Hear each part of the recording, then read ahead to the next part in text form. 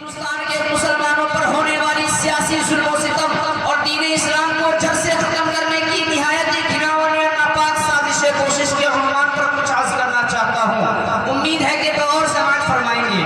وہ ہندوستان جس کی آزادی کی تاریخ کبھی مکمل نہ ہوئی تھی، وہ ہندوستان جس کی حریت کے باغ کو مسلمانوں نے اپنے خون جگر سے سینچا تھا، وہ ہندوستان جس کی آزادی کی خاطر بحر ناشنا ساحل میں بے شک پڑے تھے اور موجوں سے کھیلتے ہوئے مجھار تک جا پہنچے تھے، بے پناہ قربانیوں کے ذریعے اس کو پروان چڑھایا تھا۔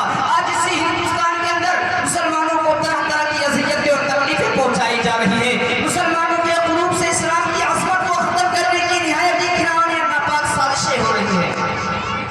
اس میں کوئی شک و شبہ نہیں کہ دنیا میں حق و باطل کا تصادم روز ازلی سے جاری تھا۔ ظالم و جابر طاقتور کمزور و مظلوم کی کہانیاں بہت قدیم ہیں۔ خدمت انسانیت پر کئی بار کہانیاں گری ہے، باغ آدم پر کہانیاں آئی ہے، وحشت و بربریت نے بارہا انسانیت کا نمنا چاہے اور حیوانیت کا ننگا ناچ کیا ہے۔ برادران ملت، یوں تو ہندوستان میں کسی بھی دور میں مسلمانوں کا حامی کوئی نہیں تھا، لیکن جب سے فرقہ پرستوں نے ہندوستان میں جنم لیا ہے، اس وقت سے مسلمانوں کی رہی صحیح چین و سکون بھی چھن گیا۔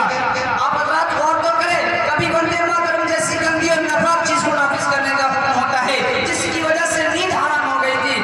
آج بھی بہت سارے اسکولوں میں یہ گیت گائے جاتے ہیں، جس گیت میں سراسر کفر بھرا ہوا ہے، جس گیت کو ایک بار پڑھنے سے انسان خارج اسلام ہو جاتا ہے، جس گیت کو ایک بار پڑھنے سے مسلمان نہیں رہتا۔ آج اسی گیت کو پڑھنے کے لیے ہندوستان کے مدارس مکاتب کو بچوں کو مجبور کیا جا رہا ہے۔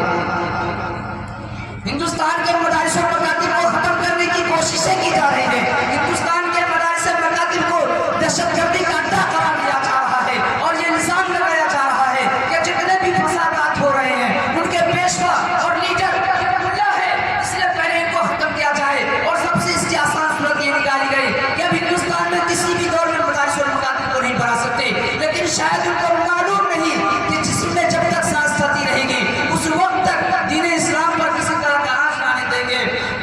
کسی کہنے والے نے